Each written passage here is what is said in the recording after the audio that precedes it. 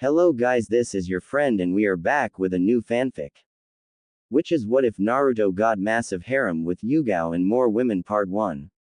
And if you enjoy this fanfic then please press the like button and subscribe to my channel for more fanfic like this.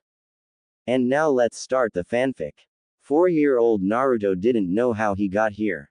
All he remembers was running from a group of angry children who saw him talking to a lonely redhead that could control sand. He ran for what seemed like hours, running toward the outskirts of the village. He had tripped over a large rock, fell down into a ravine and into a tunnel way. It was there that he stumbled upon a door. It had a picture of a red scorpion and looked like it hadn't been opened in years. Injured and angry with those asshole kids, he pushes the door open with a scowl. He would get back at them later. He looks down a long dimly lit hallway and sees yet another door at the end of it. He makes his way over to it. "Whoa," was all he could say when he lays eyes on what was in the room. There were body parts, tools, weapons and scrolls all over the place. The body parts were made of strong wood. He looks around confused until he spots an old journal. It was sitting on a small worn-out desk and had a black cover with a drawing of a red scorpion on it. It obviously hadn't been used in years. He slowly makes his way over to it and flips through a few pages before realizing that the journal contained a single message. A mere paragraph of words. He reads the message with a raised eyebrow. "I am known as Sasori of the Red Sands. That is all you need to know about me. My age is timeless. My prowess is unprecedented. My power will be unrivaled. I am the master of the puppet techniques, killer of a cage, soon to be immortal. I have delved deep within techniques that all others have feared to tread. I have left this room as a taunt to you arrogant Suna shinobi. Haha, no doubt someone will stumble upon this room and use the puppets here to strengthen their own, and I have left the means to do so. And for that Suna you had better be thankful." Naruto smirks and drops the journal. Not at all impressed with this Sasori's little message. "Too bad I'm not from Suna. Stupid Sasori Tem." He walks over to a simple-looking scroll and picks it up. "I'll become greater than even you. Stuck-up bastard," he says with a frown as he looks at what the title said. Basic Puppeteer Exercises. Naruto raises an eyebrow and continued to read. What he found intrigued him. Apparently Sasori used this room exclusively when he created his puppets and even as he trained as a rookie puppeteer. He spent countless hours reading through the scrolls of this room, and now it would be Naruto's turn. His interest grew by the second. He learned that in order to control the puppet one required the skill to create chakra strings and complex finger movements. There were instructions at the bottom for beginners. He spent the next couple of days practicing the finger movements and the chakra exercises needed to create chakra strings. It went well despite his apparent lack of chakra control. After he had more or less perfected the chakra string, he went on to the next step of learning how to become a puppeteer. He had to learn how to attach the chakra strings to an object and make it move. This was a lot more difficult than creating chakra strings. He quickly learned that he needed to increase his control over chakra if he wanted to accomplish this goal. He spent 2 weeks doing so when yet another scroll was revealed to have several different chakra exercises described in it. Naruto didn't know what compelled him to continue reading the scrolls on puppets or why he even spent so much time learning the steps to learn the technique, but he did. He just kept on reading through the scrolls, learning from the instructions left behind by some unknown shinobi of Suna. Completely unaware of the power he was granting himself. 3 weeks went by and Naruto had succeeded in making an arm on the wall move and launch a barrage of Senbon. He had even managed to use the arm to hunt. He was coming along quickly. His skill growing every day. By the end of the 4th week he was able to walk up and down the walls using his chakra. He was able to quickly and efficiently create and attach chakra strings to the puppet parts and bring them to life. He even had a pretty good grasp of what movements moved what on the puppet. He grins and opens his current scroll a bit further, proceeding to the next step. Step 22, creating your own puppet. Naruto grins. He didn't know it was even possible to create his own puppet. Then again, it should have been obvious. He read through the instructions on how to use the various tools needed to assemble a puppet of his own. Various screwdrivers, oils, mallets, hammers, and even a blowtorch lie about the room waiting to be used. Naruto grins again and looks around. There were various torsos, arms, legs, a few heads, a lot of different weapons including a large zanbeitu and even some hair. He takes it all in, deciding what to use. He finally settles on a torso that would belong on a young teen, the large zanbeitu and a large ball of yellow hair. 2 months went by. Naruto was covered in oil, dirt and sand. This was by far the hardest thing he had ever indulged in. Creating a puppet was something that took skill and time. He was up for most of the 2 months working on his custom puppet. Hey, I hope Hokage Gigi isn't too worried about me, he says to himself as he makes the final adjustments to his puppet. The rate at which Naruto learned the techniques in the scrolls could have been described as prodigious. His brain soaked up the info with ease and efficiency. It was as if something within him provided him with the right type of deducing skills needed to learn quickly. He didn't focus on that though. He was currently reading yet another scroll as he tightened the joints and various other parts on his puppet. This one was a human anatomy scroll. He didn't really understand why a scroll such as this one would be in a room like this, but he figured if it was there then he perhaps should study that as well. Ah, finally, says an excited Naruto as he finishes his puppet. It was a near-perfect replica of himself, only about a foot and a half taller. He had the same blue eyes and wild yellow hair. He even had 6 whisker marks on his cheeks. His jaw was segmented so it could open wide enough for various projectiles such as kunai shuriken and senbon needles. The left forearm was a wide cylinder that held senbon and poison gas, while the left arm split in half and a spinning demon wind shuriken attached to a rod extended out. On its back was the large zanbeitu and a long fox tail. The tail was segmented and covered in yellow hair. It was twice as long as the puppet as tall. It held shuriken, kunai and senbon, all dipped in a powerful poison he discovered near the back of the room. It was dressed in a tattered black cloak. That's all he had to work with at the moment, but he planned on changing that. He flexes his fingers and attaches the chakra strings to the puppet to test out his kill and its maneuverability. It immediately comes to life with various clicking sounds. Naruto moves his fingers a bit and the puppet slowly rises to its feet. He grins at his creation. He does a few test movements, causing the puppet to take a couple of steps forward. He smiles. Not bad for his first time. I'll call you Fox Naruto, he says as he pockets the anatomy scroll. The puppet clicks a few times. Naruto smiles and looks around the room. There was so much he still needed to learn. He knew that. He wanted to learn. He craved it. He walks over to the back of the room, his new puppet, Fox Naruto, taking clumsy steps toward him as Naruto continued to move his fingers and control it. Naruto scans the room and spots a pair of scrolls. He grabs them and looks at the titles. One was labeled Storing Your Puppets in Seals while the other was labeled Forbidden. Intrigued, Naruto opens the seal scroll first. Here are the instructions on storing your puppets, it read. Naruto looks down and there was a drawing of one seal. It was quite simple really. It merely required a few complex designs and the kanji for what you were storing in that seal. Naruto grins and pockets the scroll. That would come in handy in the future. He then looks at the other scroll in his hand and frowns.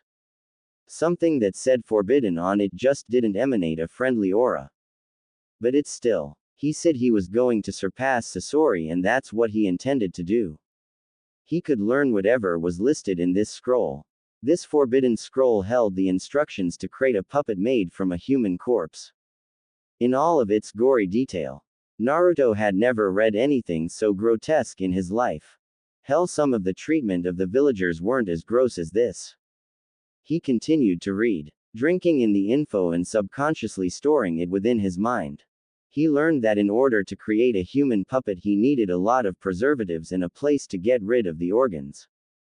It was sick yet interesting at the same time. The more he read, the more he learned. For instance, he learned that a human puppet retains the abilities of the person used for the process. This included bloodline limits. He also learned that human puppets are a bit more durable than regular puppets. He pockets the scroll with a smile. He just might use this technique on some of his enemies.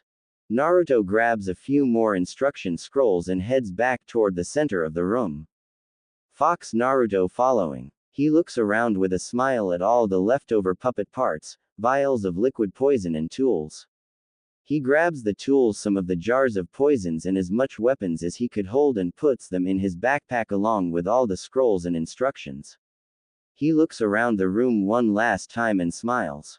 It was nearly completely cleaned out and Naruto's backpack was stuffed beyond its limits. Sasori of the Red Sands. I thank you very much, he says as he exits the room. I promise to be the greatest puppet ninja ever. And with that, Naruto Uzumaki and Fox Naruto leave the old lab of Sasori of the Red Sands and heads back into Suna to meet with Sarutobi. Scene change. Sarutobi, the third Hokage of Konohagakure no Sato, was panicking. It had been nearly 3 whole months since Naruto had vanished. He was supposed to be back in Konoha 2 weeks ago. But he wasn't about to leave the blonde boy. He knew Naruto must have gotten caught up in something.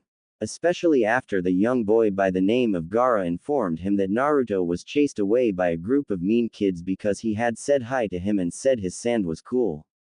Sarutobi could still feel the happiness that was radiating from the redhead. The poor boy was living a life just like Naruto, it seemed. Suddenly a series of clicking behind him causes him to spin around. What he sees causes him to gasp. Naruto? He asks. Nay, I'm right here, Hokage Gigi. That's Fox Naruto. Sarutobi turns to the left and sees none other the Uzumaki Naruto standing on a boulder in front of him. His clothing was torn and dirty and his eyes were half closed. He was grinning with his arm extended and his fingers twitching and jerking. Sarutobi turns back to Fox Naruto and examines it closely. He gasps a second later. Like it, Hokage Gigi. I created it myself. It was awesome. I found this old puppet room and learned from the scrolls there.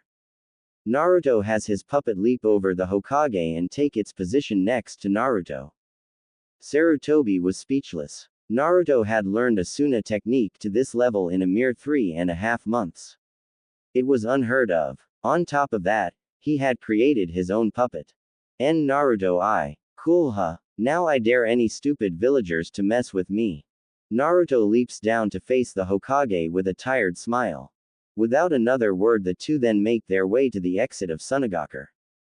Neither of them notices a small reed head spying on them from a tree with sad smile. The boy sighs sadly before vanishing in a swirl of sand. Time skip. Naruto ran straight home as soon as he entered the village. A large scroll bouncing on his small back as he bound through the village.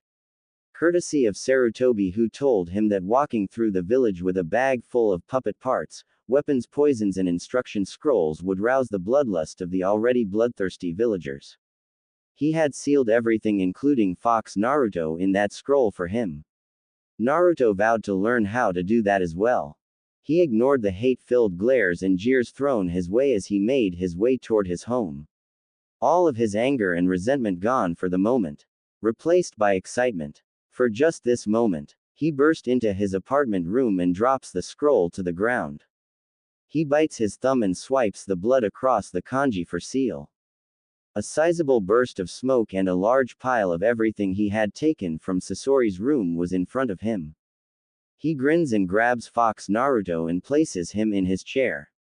He then grabs all of the scrolls and puts them in a pile at the foot of his bed. Next are all the weapons. He had actually managed to stuff quite a few in his backpack before Sarutobi sealed them. 3 katanas, about 600 senbon needles, 80 shuriken, 100 kunai, 2 large demon wind shuriken, a pair of broad swords, a chain whip, a chain scythe, an extendable spear and 10 wicked curved daggers made up the pile. Next were the puppet pieces. There wasn't much, seeing as Naruto didn't want to be using Sasori's parts, but there were some essentials. 3 heads, 2 torsos and a set of arms and legs and 6 bottles of purple poison. He would make his own parts in the future.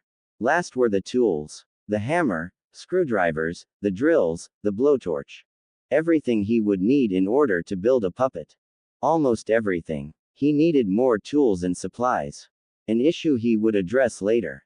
There was also that scroll on human puppets. Should he do such a thing? Turn someone into a puppet?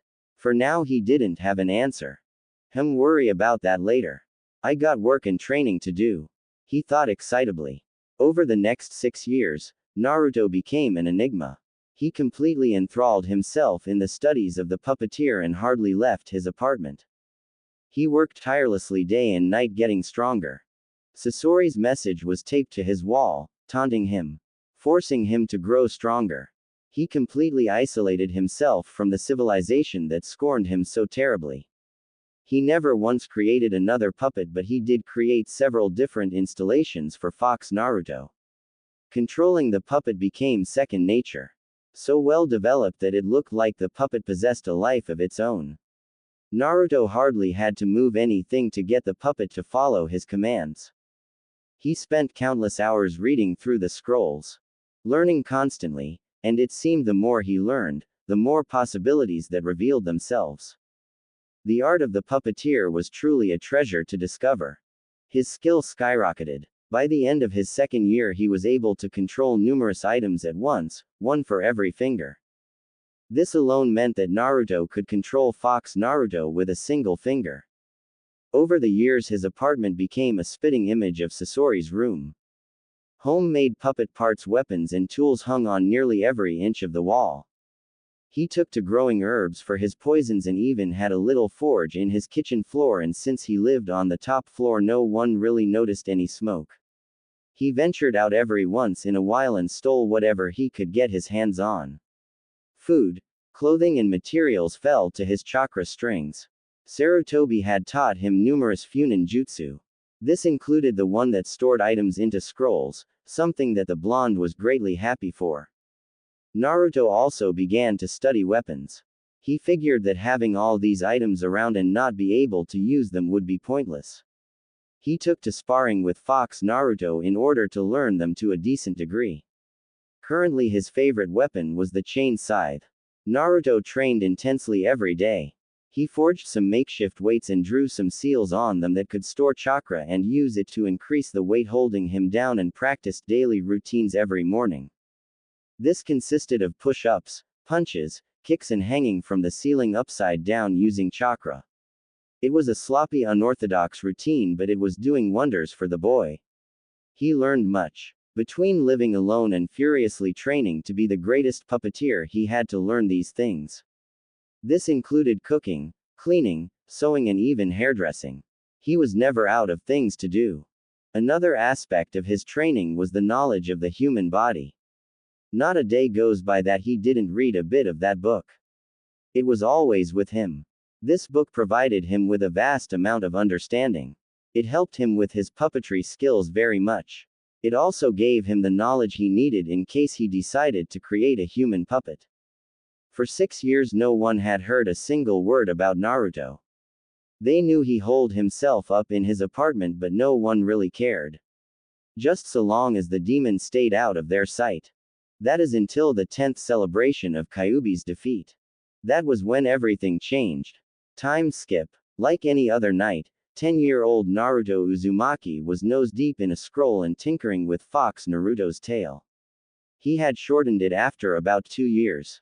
Now he was drawing a few more weapons, storing seals and making his routine check-up of the joints, latches and openings for the numerous contraptions hidden on the tail. He was lost in his own world of human anatomy and puppet maintenance when it happened. Crash. Bam. It came so suddenly Naruto didn't have time to react. A brick smashes through his window and bashes him in the head. At the same time his door is kicked in and about 20 villagers burst into the room wielding sake bottles, knives, planks, and stones. Also 3 ninja came in through the broken window. 2 chunin and an anbu. Naruto's head was killing him and blood was gushing from the split in his skull. He groans. The group pauses when they see the assortment of items in the room. The lead villager voices his opinion.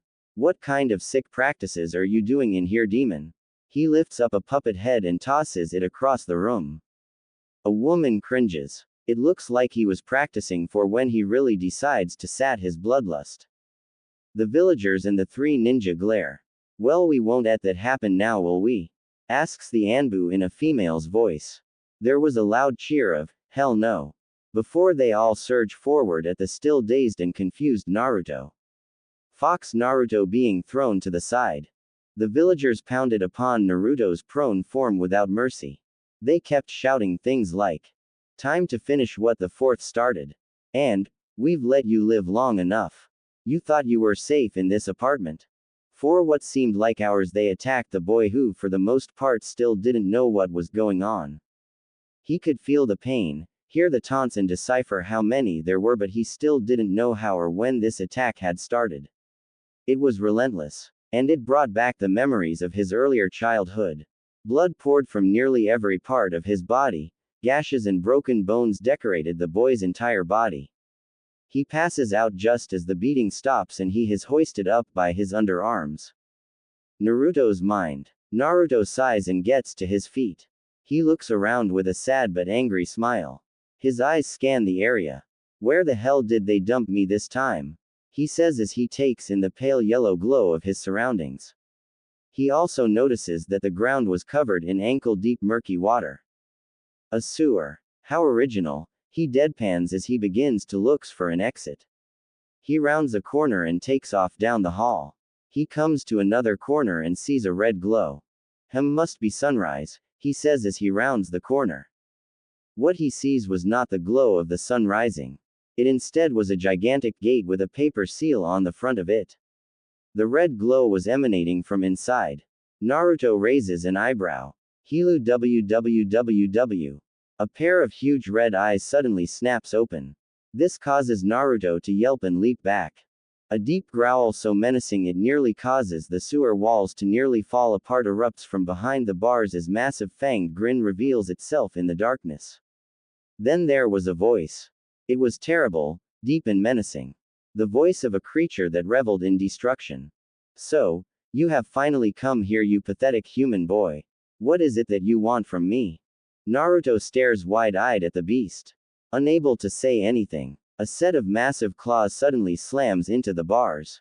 Answer me, mortal. Naruto snaps out of it almost instantly. His eyes harden and he stares at the beast with anger and hate. Listen, I don't know who think you are and I don't care. I've been beaten and tossed into this godforsaken sewer by a bunch of blind Konoha bastards. I don't have time to be fucking around with you. Now tell me how to get the hell out of here. The beast is silent for a couple of minutes until it laughs. A deep rumbling laughter that echoed all throughout the yellow sewers. Ha ha ha. You must be my jailer. I admire you guts, brat. Even if you are an insolent whelp. Naruto raises an eyebrow. Jailer. What are you talking about, beast? The beast's grin grows as he speaks again. It does not surprise me that you do not know. Ha ha, humans are such simple creatures. Perhaps that is why I enjoy feasting on their marrow so much. Tell me, boy, what do you know of the Kyuubi no Kitsune? Scene change. Sarutobi was walking through the village, enjoying the festival. He was in a great mood. This was a day he didn't have to worry about paperwork. All around him there was activity. Everyone was celebrating the defeat of the Kyuubi no Kitsune 10 years ago. This brought him to another thought. Naruto Uzumaki hadn't shown up to visit him in a year. He hoped the boy was alright. It wouldn't be until the next day that he would become aware of the situation unfolding in the slums of Konoha. Scene change. The villagers, the shinobi and the residents of the apartment complex were gripped by a terror that they haven't known in 10 years. 3 minutes ago the female Anbu was smirking with her katana poised to strike. That was 3 minutes ago. Before an unbelievably powerful red chakra exploded from the boy's body and his eyes turned red and demonic. What the hell? The demon. It's escaping. Screams the Chunin a second before the power dies out and the boy glares with a look of contempt and hate. Okay everyone, we need to talk. Now. Naruto jams his clawed hand into the chest of the villager who was stupid enough to still be holding him and rips out his still beating heart. You bastards sealed the Kyubi no Kitsune within my navel in order to save this place, and you still treat me like trash. The man dies and the rest of the group is now desperately searching for an escape route. I'm a hero here if this is true. If the Kyubi is indeed sealed within my body, then I am the only one capable of keeping the beast at bay. He takes a step towards the group and they step back. All except the Anbu. Naruto turns his gaze toward the door where a few people were trying to inch out. And you bastards ignore that rule and make my life a living hell. He raises his hand and attaches a chakra string to the door and pulls it shut, trapping the people inside. Alone. With him. Why is that? And it better be the right answer. He turns his gaze toward the Anbu. Tears beginning to form in his eyes. He raises his other hand and S-string of crimson chakra shots out and connects to Fox Naruto. The Anbu gasps when the puppet comes to life and glides over to its controller. He jerks his finger and the puppet draws its Zanbeitu. One of the villagers decides to answer his question. He sneers and steps forward. We treat you the way you deserve to be treated, monster. We know what you really are. The fact that your eyes are like that is proof enough. That boy was dead the moment you took him over Kyubi. Naruto's teary eyes harden and without a word and a slight movement of his finger, Fox Naruto lunges and cleaves the man in half with its Zanbeitu. The Anbu gasps because the puppet moved at speeds that rivaled an elite Jonin.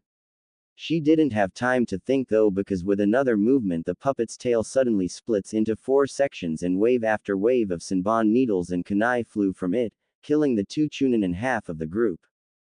Naruto shows no sign of remorse as he has his puppet lunge again, slashing and hacking the group of people apart with ease and brutality. They tried to run. They tried to scream. They failed. They were doomed. And the entire time this was happening, Naruto stared down the Anbu woman. Tears streaming down his face. Wrong answer, he says as the last villager falls to Naruto's puppet. The Anbu glares and tightens the grip on her katana as the puppet rejoins Naruto at his side. Going to kill me next? Save the challenge for last? She asks. Naruto glares and his eyes return to normal. The red haze around him receding into his seal and the chakra string attached to Fox Naruto turning blue. He twitches his finger and the puppet suddenly spews a cloud of purple mist at the woman from its mouth. She didn't have time to react and the mist was inhaled. What the? Naruto speaks again as he approaches the staggering woman. His voice normal again. I will not kill you. This time, he draws his own katana and lops off the woman's arm without a second thought. She screams out, but her senses were too messed up by now for her to do anything about it. Return to Hokage Gigi and let him know that I am Naruto Uzumaki, puppet master of Konoha, jailer for the Kyubi no Kitsune. My age is 10. My prowess will be unprecedented. My skill will be unrivaled. He reaches down and yanks the mask from the woman's face, revealing beautiful brown eyes and long purple hair. Tell Hokage Gigi that anyone who crosses me from now on will meet a terrible end and become one of my tools. The woman looks up with clouded vision, clutching the bloody stump of her arm. I will not put up with anyone's crap anymore. Not after what has just been revealed to me, says Naruto as he picks up the woman bridal style. I am Naruto Uzumaki, and those who cross me will be turned into my tools. He then leaps out of his window with the woman in his arms. 2 days later, Sarutobi could be seen sitting at his desk on the verge of tears as he and the now one-armed woman watched through his crystal ball, as Naruto began the process of turning his would-be attackers into human puppets. Hokage-sama, why did he spare me? Asks the woman. Sarutobi sighs and gives the woman a mild glare. I do not know Yugo. Especially since you should have been the first one he killed. Yugo looks down in shame. I know. You should have thought before you acted. You listened to those villagers far too much and now an entire apartment complex worth of Konoha citizens has been lost. Yugo's head bows down even further. I'm sorry. Sarutobi sighs and puts a hand on the woman's shoulder. I am not the one you should apologize to. Yugo looks up with teary eyes. I'll find a way to let him know. I promise, Hokage-sama. Sarutobi smiles. Good. And who knows? He may even return your arm someday. Yugo smiles a bit as she returns to watching Naruto. Hokage-sama, just where did he learn the puppet technique? Sarutobi smiles and says, I took him to Suna. He learned it there. I see. Still, human puppets. Just who did he learn from? Sarutobi gazes into the ball and sighs. He learned from the leftover findings of an infamous former shinobi of Suna. Do you mean? Yes. Naruto Uzumaki stumbled upon the old training grounds of Sasori of the Red Sands.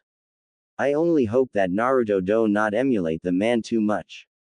Yugo could only nod. 5 months later, the apartment complex came back to life. But there was one key difference. The people that now guarded the now large home of Naruto Uzumaki were no longer alive. Their arms and legs were segmented and their skin was the color of stained wood. They wielded numerous weapons, and wooden hands built into the building at numerous points controlled them with the help of a layer of chakra-storing seals, sensor seals and security seals. They had become Naruto's guards. His tools. His security puppets. Hey, anyone who gets too close to this place now, better be on guard. Those seals pick up on chakra and ill intent. The second they get within 2 feet of this place, my puppets will attack. Naruto smirks and flops down into his bed. Fox Naruto clicking a few times before becoming silent and dropping to the floor. For the first time in a long time, Naruto Uzumaki felt safe. He closes his eyes as visions of stronger human puppets began to dance around in his mind. I wonder if Sasori is still alive. If so, then he better be prepared for the day we meet. I might make him my tool if he isn't careful. Naruto falls asleep with this thought. An obsession beginning to form in his 10-year-old mind. This brat is an interesting one. I never knew one could do such a thing as turn a living creature into a lifeless tool. And it appears he aspires to turn all of his greatest enemies into these tools. Heh. Let's see if you accomplish this goal, boy. The Kyuubi then closes his eyes, resuming its long slumber. A year went by without much incident since that day. No one dared approach Naruto's home after Sarutobi had spread the boy's message. Well, almost no one. The few that disregarded Naruto's warnings soon fell to his ingenious traps and puppets. The name Naruto became an infamous one in Konoha. The council was enraged at Naruto's boldness but soon found they too could do nothing about it. Sarutobi had made it perfectly clear that Naruto is not be harmed. There was also the fact that his traps were dangerous enough to take out an Anbu. And they only seemed to be getting more intricate and dangerous. Civilians and shinobi alike had stories to tell about the infamous puppet house, as many came to call it, using it to scare their children in order to keep them inside at night and causing a few people to wallow even further in their hate. Naruto left his place even less than before after that day. Not even Sarutobi had seen much of the boy. It made him sad to know that a village such as Konoha could do that kind of thing to a child. It hurt him deeply. Scene change. Yugo was doing her daily patrol through Konoha like any other day, only she was lost in thought.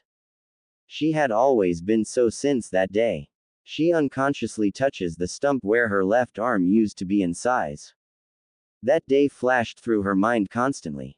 That day she nearly stabbed him with that sword, and the day that he looked at her with those deep red demonic eyes that held more sadness and pain than any human she had seen. It was at that moment that she realized her mistake. Or perhaps it was when he spared her life and dropped her off at the hospital, taking only an arm as punishment. She sighs and says one word. A word that was meant for only her but was picked up by her partner and caused him to raise an eyebrow. Naruto. Is that the guy who took your arm? Asks Gekko Hayate with kind eyes. Yugo nods, slightly surprised that the man heard her. He's a young boy who has been done a great injustice. Hayate nods. He's that puppeteer boy, right? The one everybody talks about. Yes. Hayate looks up in thought for a few minutes as the two continued to walk.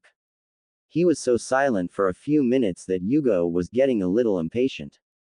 Finally he smiles and says, "Go see him." Yugo nearly trips over her own foot. What? I can't do that.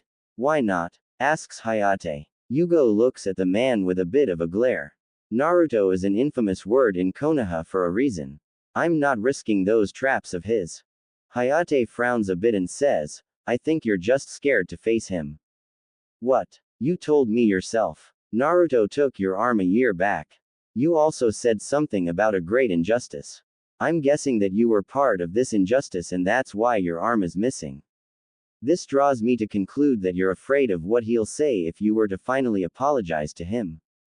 Yugo looks at Hayate and mentally curses him. His deducting skills were too good for his own damn well-being. Fine. I'm afraid to face him. It is well known that Naruto is distant from other people. And he very well should be, says Hayate. Yugo nods, but it's not just that. Naruto has been forced to resort to killing at such a young age. He trusts no one and he's quicker to add to his puppet collection than he is to listen. All valid points. You are absolutely right, says Hayate. Yugo was going to say something else but was cut off by the man next to her. But you forget one simple thing, Yugo Uzuki. Oh yeah, what's that? Hayate smiles and puts a hand on her shoulder. Naruto spared your life that day. He must have some bit of faith in you. Somewhere. And with that he leaps away. Scene change. Sarutobi sighs as he straightens out his robes and walks down a hall. He was not looking forward to this.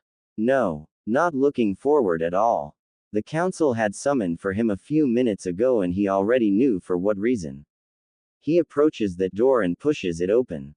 He is met with the gazes of every council member in the room. Their faces were emotionless and frozen, but their eyes betrayed what they were feeling. And Sarutobi didn't like what he was seeing. Ah, Hokage-sama, it is good of you to join us. Would you like some coffee? Asks his old female teammate. Sarutobi takes his seat but turns down the coffee. He decides to get right to the point and address the situation. I'm guessing you all have called this meeting to discuss Naruto? He asks. One of the council members chuckle. She was a rather attractive woman of about 40 years of age. She was dressed in a red kimono and had jet black hair. My Hokage-sama, impatient aren't we?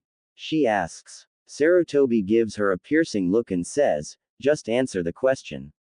A man sitting to the left of him snorts a bit before speaking. Hokage-sama, was all know how fond you are of that boy and we know how great his potential is. And, says an impatient Hokage, it's just that we feel that the boy is not stable enough to be allowed to live. We've seen Orochimaru and Itachi. We cannot have another one of those. Sarutobi could feel high anger rising as he comes to a conclusion. And it only rose higher once his conclusion was solidified. We know you care for that boy despite his demon heritage, but he cannot be allowed to live. Hiyashi Hyuga, clan head of the Hyuga clan and member of the council, stands up with a smirk. That is why we have come to a decision to eliminate the boy. Sarutobi's eyes widen. You sent assassins? They nod. But not just any assassins. Hiyashi-sama has sent a team of highly trained Hyugas to deal with him. Nothing will get by their eyes. By now Sarutobi was growling. They should be arriving at their destination right about now, says the black-haired woman. Sarutobi slams his fist into the table. You fools. Do you know what the fuck you have done? The council recoils a bit, and then explodes into a mass of undignified yelling. Scene change. There were 4 of them. Highly trained, highly skilled and highly pumped for this job. But nothing in the entire world of shinobi could have prepared them for this. No. Hiyashi had told them that the target's house was riddled with very dangerous traps. What they were not told and what Hiyashi apparently didn't know was that the target's home was one big trap. They spent an hour alone trying to get inside the house, then another 30 minutes trapped in the hallway. They had been scraped and cut several times, and those human dolls moved with the skills and speed of some elite ninja. Explosion seals tested their chitons to the limits, and poison gases tested their ability to hold their breath for minutes at a time. They were sweaty. They were tired and they were angry. This boy's skills in traps was almost unparalleled and it had them unnerved and on edge. They pressed forward though. Byakugans on full blast so they could at least anticipate the springing of the traps Naruto had set. Hell, if it weren't for Byakugan they would already be dead. Finally they make it to the top floor and to a door marked Uzumaki and push. It didn't budge. Damn it, growls the leader as he pushes again. It still didn't budge. The four gaze at the door with their bloodline limits and notice that the door is packed full of chakra. An odd thing, but they didn't really see anything else.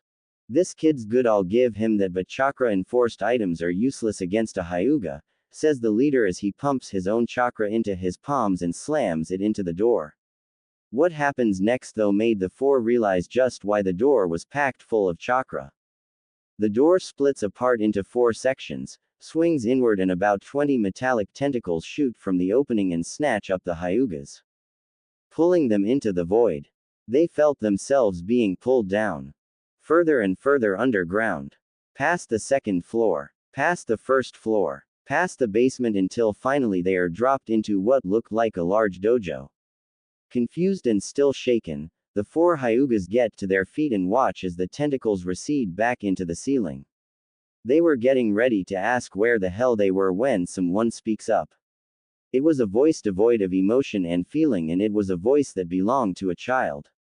You guys must be pretty good to make it this far.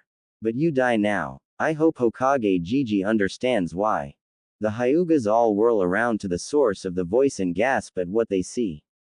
That was right before the walls, doors, and floor were covered in iron bars and several tubes jutted from the ceilings and began to spew out green gas. They didn't have any time to do much else as the gas hit them and they are almost instantly paralyzed.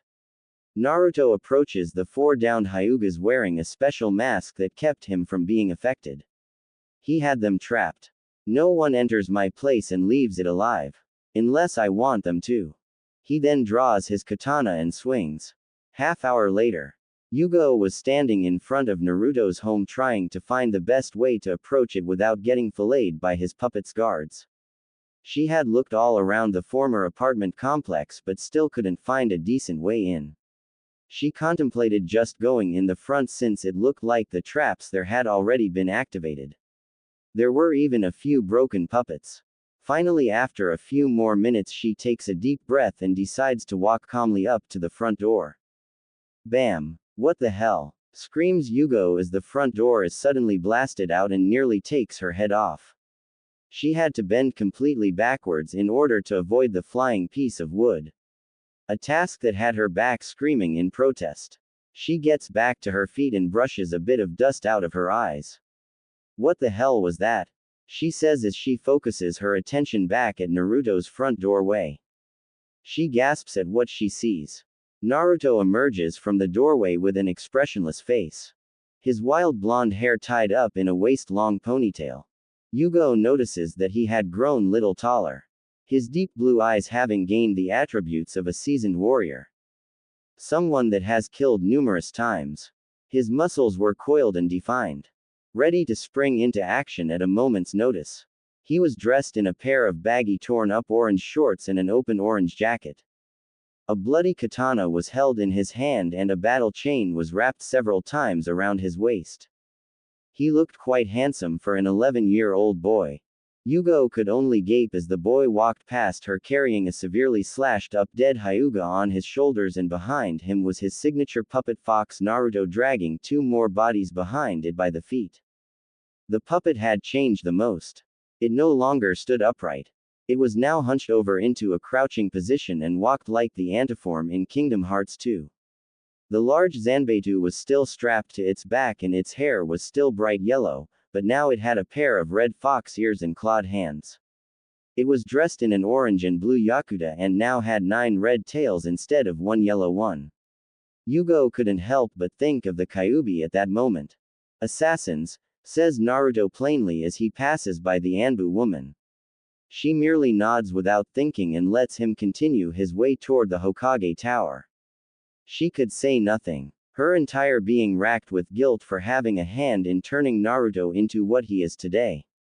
She could only say one thing as he disappeared around a corner and scared the hell out of the villagers nearby. Naruto. Scene change. Naruto briefly acknowledged the presence of the Anbu woman as he passed by her. He had other things to attend to, such as getting to Hokage Gigi and asking him why there are assassins coming at him. Not that he cared, especially given the nature of the assassins. It only meant a powerful new puppet. He ignored the frightened cries of the villagers or the shouts from the shinobi as he made his way toward the Hokage Tower, dragging the bodies of 3 dead Hyugas behind him. Scene change. The council room was in a complete state of disarray and chaos. As soon as Sarutobi had called them all fools, they exploded into a jumbled mess of outrage and denial. Hokage-sama, you can't possibly believe that the boy is capable of killing 4 highly trained Hyugas. Yells Hiashi. I agree. No matter how good his traps may be, he still does not have the skill to take them on and win. The Byakugan can see through all. They'll be able to anticipate and avoid the freak's traps, and once they get to the boy itself, then they'll easily deal with him. Sarutobi sighs and says, Naruto Uzumaki is not the type of person to slack off. Even before that incident a year ago, he was a determined, hard-working, intelligent boy. Naruto won't grow weak in other areas while his puppetry shoots through the roof. I can almost guarantee that his trap-setting abilities aren't the only things to improve over that time. He'll be evenly skilled in every aspect of combat. Another council member snorts. Even so, Hokage-sama, those 4 Hyugas are at Anbu level. Even if the boy has improved, he still is no match for them. Hokage-sama, you place too much faith in the boy. I cannot understand why it is that you even protect him anyway. Sarutobi sighs and goes to retort, but is interrupted by yet another council member. The clan head of the Nara clan, Shikaku. All of you are too troublesome. It is in my opinion that if Hokage-sama has so much faith in this boy, then we should as well. I mean, if the boy was truly a demon, then Konoha wouldn't exist anymore. PFF, what would you and your clan of lazy assess no Nara? Sitting around doing as little as you can. Like you would know how things work in a village that you deem troublesome to deal with, says a woman with brown hair. Shikaku glares and says, troublesome, narrow-minded bitch. Why, you god. The woman didn't get to finish because one of the Anbu guards suddenly came blasting through the door and slams into the opposite wall. He falls to the ground unconscious. All activity ceases after that as the very subject of their heated conversation slowly walks into the room with his puppet and carrying 3 dead Hyugas. He was covered in blood and looking neutral as always. He drops the body he was carrying and has Fox Naruto drop the other 2 next to it. Hokage Gigi, says Naruto looking right at Sarutobi. The council was stunned and Hiyashi's eyes were as big as saucers. Sarutobi looks right into Naruto's cold blue orbs and says, what is it, Naruto? The boy wipes the blood off of his katana that sheaths it while one of Fox Naruto's tails relaxes after delivering the blow to the guard. He points to the bodies and says, I think these 3 belong to you. Sarutobi could only nod. Naruto looks right at Hiyashi and says, and I kept the last one. I thank you for the gift. Hiyashi snaps out of his shock and practically breaks the windows, screaming, what the hell do you mean, brat? Naruto grins. It was a look that sent chills down everyone's spines as he has Fox Naruto re-strap its own sword on its back. His gaze never leaving Hiyashi's. I have gained a powerful new tool because of you and this council, and I thank you for it. He then turns to leave.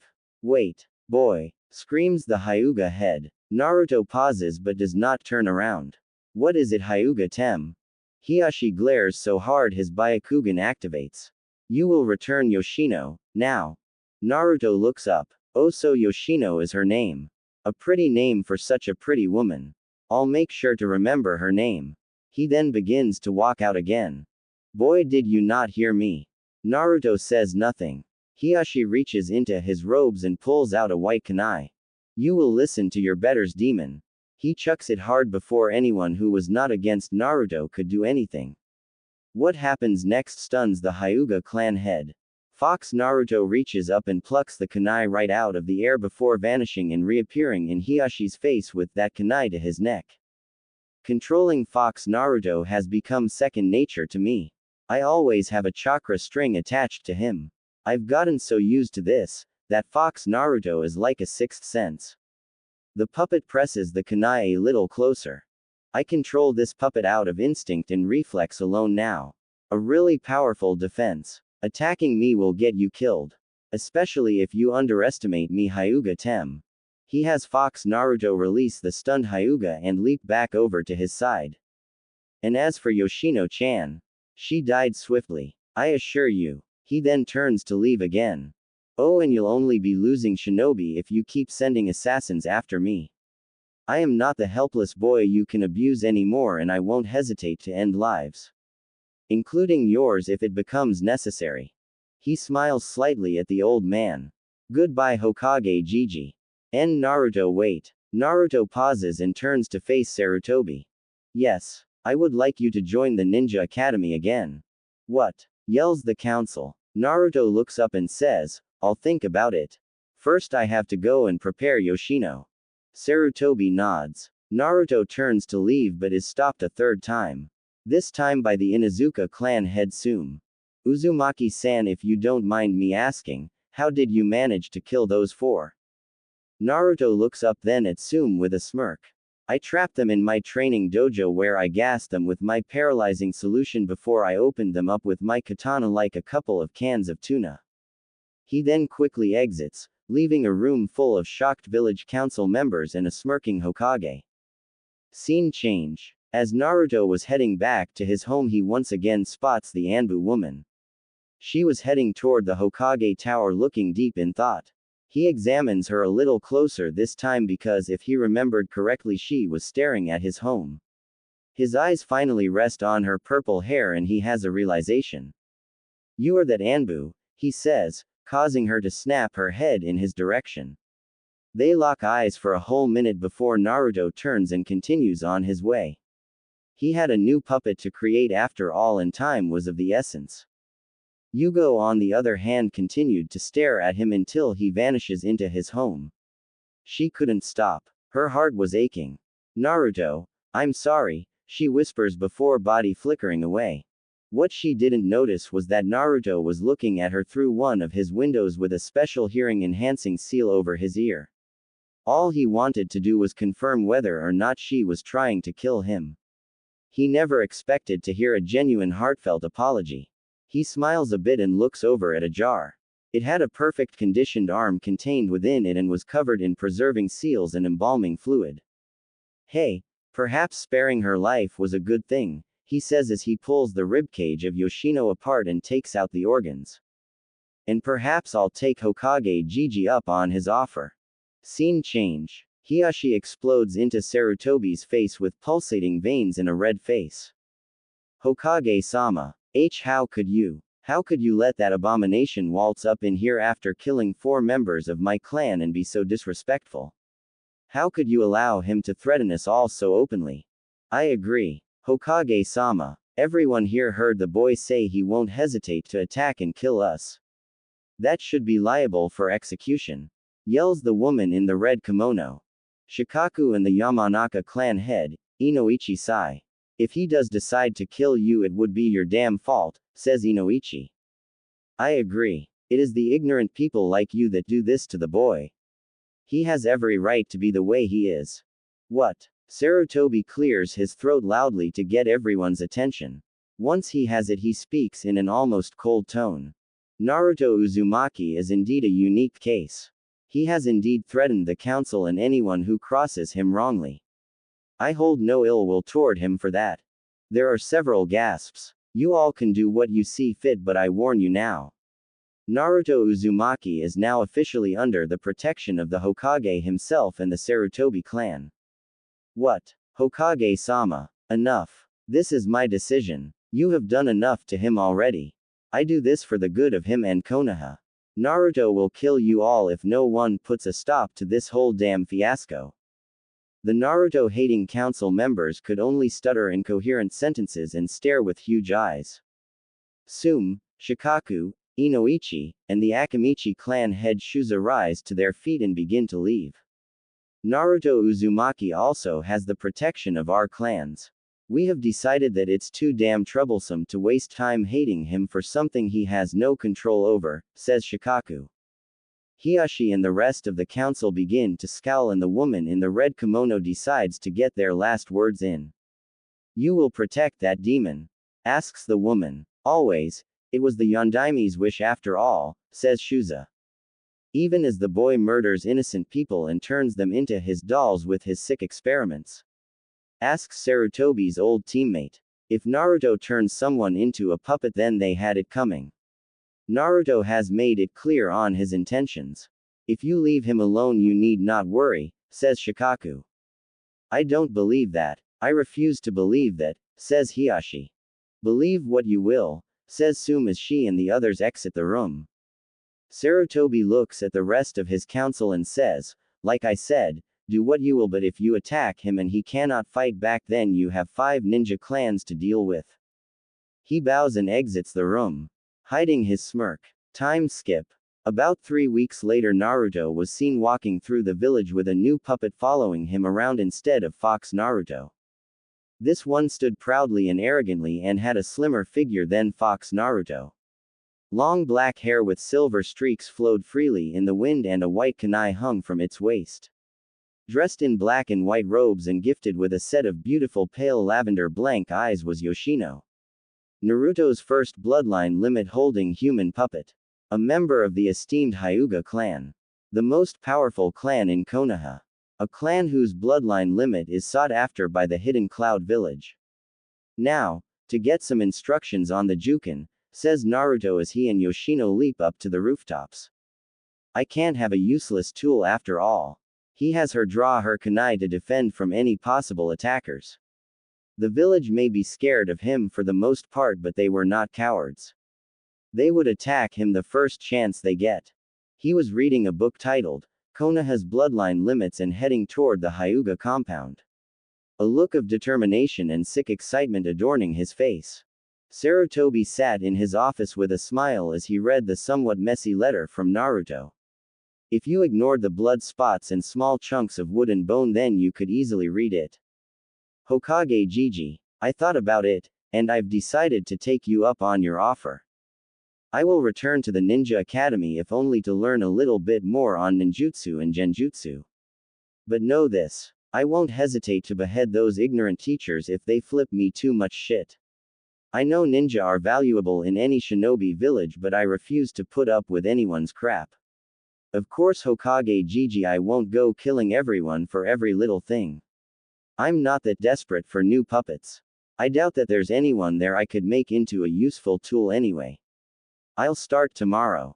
Yours truly, Naruto Uzumaki. Greatest puppeteer ninja. P.S. If I do actually become a ninja for this village then I will answer only to you. Sarutobi chuckles as he read the letter. He'd have to remember to have a talk with the boy to keep him from killing the teachers. He grabs a blank scroll and an ink brush.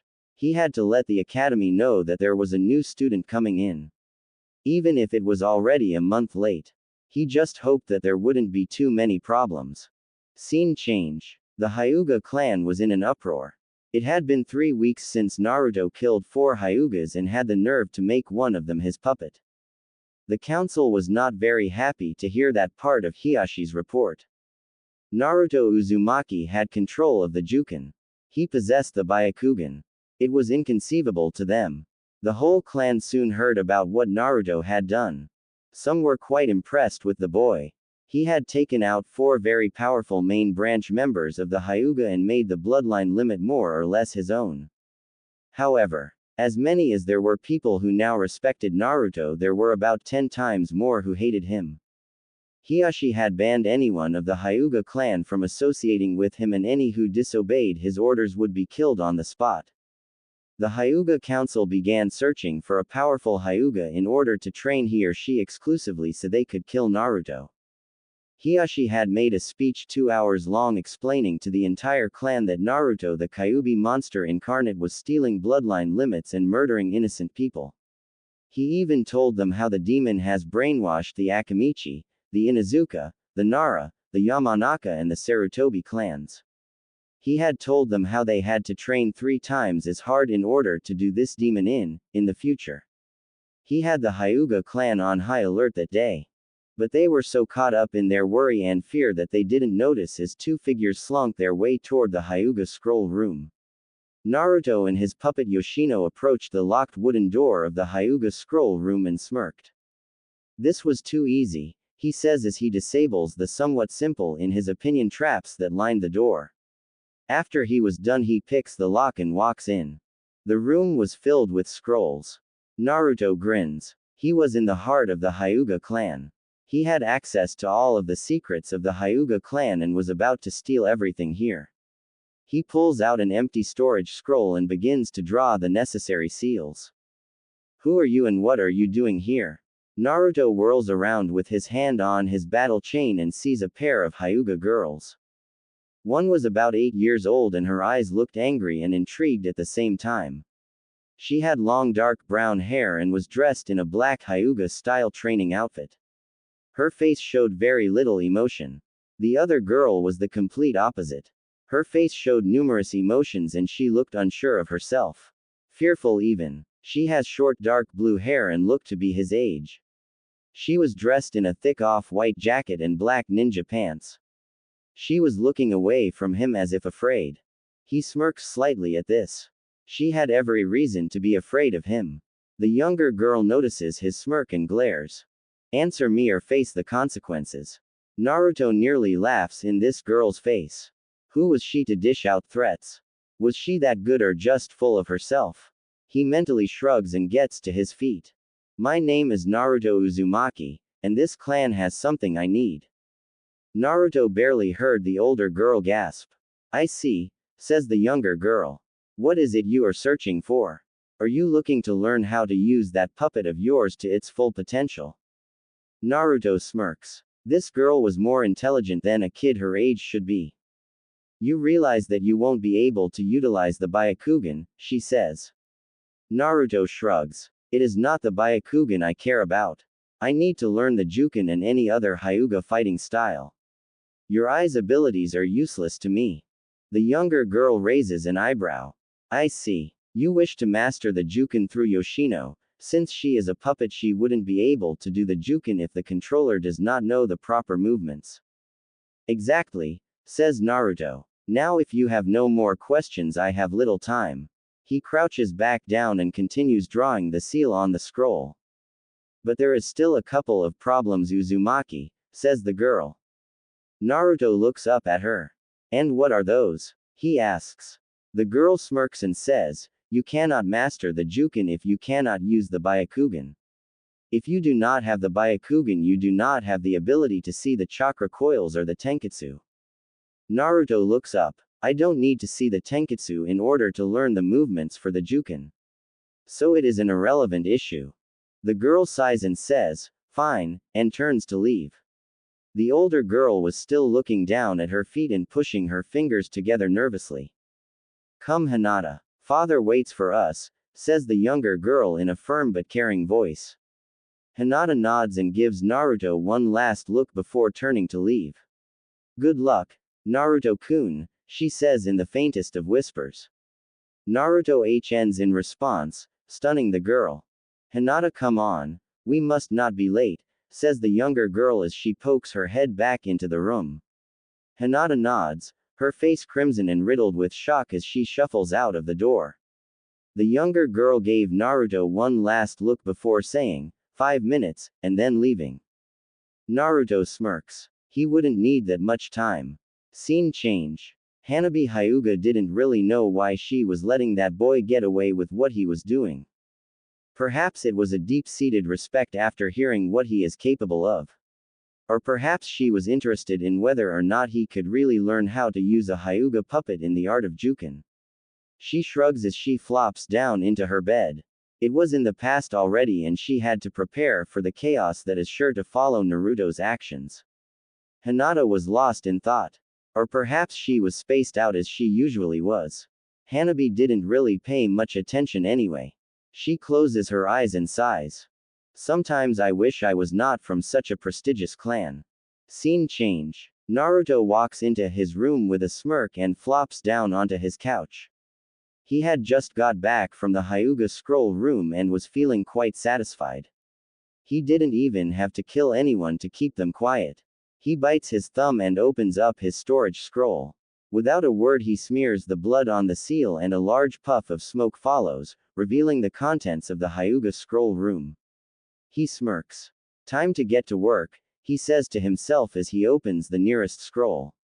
This was a scroll that explained a bit about the Hyuga clan and its origins. He tosses it aside a minute later. The history of the Hyuga clan interested him very little. He opens another scroll and sees that this one is a family tree. He also tosses this one aside. 5 hours went by and it was now late evening bordering on night. Naruto was slightly frustrated. All of these scrolls were useless to him. He sighs and opens on of the last 3 scrolls remaining. It was a ninjutsu scroll. He looks through it and sees 2 water techniques, a fire technique and a flower technique. He puts the scroll aside for later. He eyes the last 2 scrolls and smirks when he sees the labels. Hyuga style fighting. Juken or the gentle fist. At last, he says as he seals up the rest of the scrolls. Scene change. An alarm was blaring. People were running around frantically trying to find an explanation to what the hell was going on. People were yelling and panicking saying things like, "They're gone. We've been robbed." It was chaos. Hiyashi's eyes were bulging with an enraged Byakugan. And he was close to strangling anyone who got too close to him. Only 2 people knew what exactly was the cause of the Hyuga clan's plight. Hinata and Hanabi sat in their rooms lost in their own thoughts about a certain blonde. Hinata didn't know what to think of the boy. She didn't really know him well and he completely vanished from the academy about a year ago. Like everyone else, she now knew of his current choice of attitude. She was scared of him a bit. He could effortlessly kill and transform someone into a puppet and his eyes were dead to the world. Void of all emotions and feeling, but at the same time revealed a deep void of pain and sadness. Hinata sighs and says, "Naruto-kun," in a whisper. Hanabi didn't think much of the puppet user.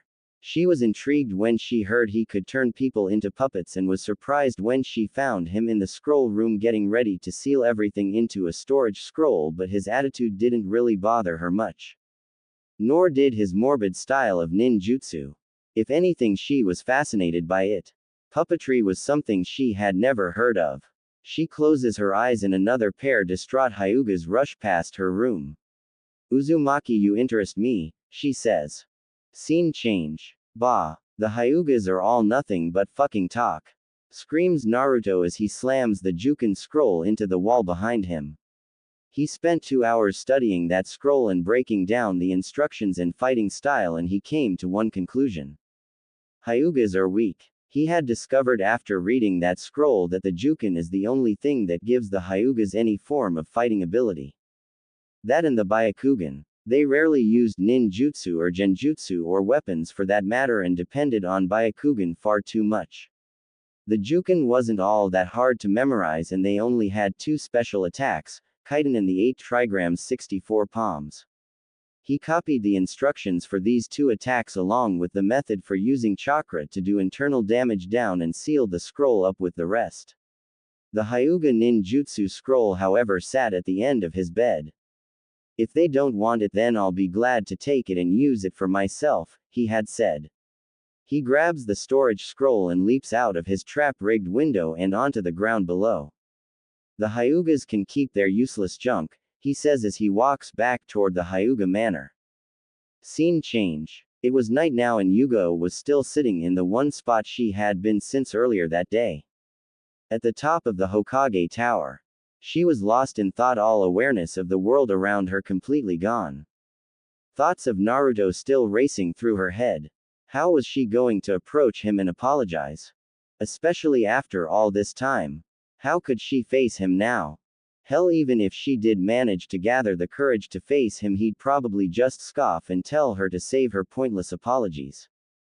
After all, it's not like severe changes of heart like the one she had gone through happen all the time.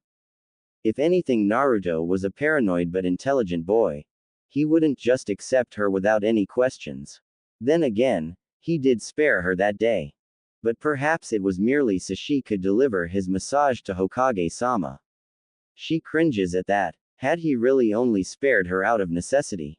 She was filled with so many unanswered questions. So much doubt. So much fear. Uncertainty. She sighs and looks up at the moon, ignoring the distant blare of the Hyuga Manor security alarm. Her hand unconsciously resting on her stump. Uzumaki-san, she mumbles before closing her eyes. I have to apologize for the wrong I have done you. Time skip. The next day Sarutobi awoke to a scene of all hell breaking loose. The area near the Hyuga compound was all chaos.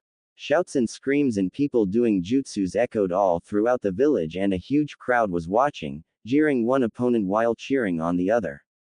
He practically flies over to the area and sighs at what he sees. Yeah, Hokage-sama is here to witness the demon's demise. Yells one villager only to have a Senbon jam into his neck and drop him. Courtesy of a glaring Naruto who dodges an attack from Hiashi at the same time. Shut it, fool, he says with a sneer. Hiashi was blind with fury and was attacking Naruto like a bat out of hell with Juken strikes and chakra flying all over the place. Naruto was smirking at the Hyuga clan head while evading his attacks with ease. Damn it, brat! Screams the Hyuga as he lunges again at high speed. Naruto ducks under the attack, then back handsprings away. What the hell is going on here? And get that villager some medical attention. Yells Sarutobi as Hiashi charges. This little abomination has broken into the Hyuga compound. Yells Hiashi. Naruto punches Hiashi in the gut, getting a grunt form. The man then shoves him back. Quit your bitching, Hyuga. I have returned everything, so there was no harm. Hiashi charges and attacks with renewed vigor. I'll kill you. He screams. This causes Sarutobi to widen his eyes. And for good reason, because as soon as Hiashi mouthed those words, the look on Naruto's face completely transforms from a smirk to one of rage and fury. Better fighters than you have tried. He then bites his thumb and pulls back his sleeve, revealing a tattoo seal for Fox on his wrist while leaping further away from Hiashi. Fine then. If you want to fight to the death over something so trivial, so be it. He smears his bleeding thumb across the seal and Fox Naruto appears in all its nine-tailed Zanbeitu wielding glory. Sarutobi gasps as Fox Naruto and the puppeteer both vanish at the same time. Clang. Time seemed to freeze at this moment. Everyone who was watching this fight couldn't help but marvel at the boy's speed. It was near Jonin level. A cloud of dust had kicked up, but one could clearly hear three people breathing. When it clears, everyone gasps. Naruto and Fox Naruto were right in Hiashi's face, and Sarutobi's right hand was holding Naruto's left wrist, which was gripping the katana whose tip was poking Hiashi's neck enough to draw a bit of blood. Naruto's right hand was holding a senbon to Sarutobi's kidney, but the pinky was extended and controlling Fox Naruto. The Hokage had obviously intercepted the blow, which was aimed for Hiashi's ribcage. Luckily Sarutobi was wearing protective ninja gear and was not stabbed by the poisonous needle. Sarutobi's left hand was holding a katana and intercepting Fox Naruto's Zanbeitu, which would have cleaved the Hyuga right down the center. But the last things that truly had Hiashi gripped by fear were the puppet's 9 tails. Each one was pointed directly at his chest, legs and stomach, and each tail had split open, revealing poison-drenched blades mere millimeters from impaling him. Naruto glares at Hiashi with malice and cold eyes. He does not let up on his sword, nor does he struggle against Sarutobi. He just stares at Hiashi's blank lavender orbs. Hyuga-tem, I told you I have returned your scrolls. I merely needed to study your fighting style if I'm going to use Yoshino to her fullest potential. For some reason this causes Hiashi to laugh. As if you could master the Hyuga style to its full potential. You cannot use the Byakugan, and a Byakugan on a puppet is useless. Naruto presses his katana a bit further. You and your clan are a bunch of over-credited pompous weaklings. As I have said to the 2 girls yesterday, I do not need the Byakugan to use the Juken. I will master the Juken through Yoshino, then I will improve it. Take it beyond what you bunch of fools ever could. PFF, go ahead and try, demon. Naruto's eyes flash red for a second. Oh, I will Hyuga tem, and once I do, I'll have you groveling at my feet begging me to show you my techniques. Naruto struggles against Sarutobi's arm for a second, trying to press his blade further into Hiyashi's neck. Enough, Naruto. Stand down, says Sarutobi. Naruto looks into the old Hokage's eyes for a second before his gaze softens. He relaxes Fox Naruto and withdraws his katana and steps back.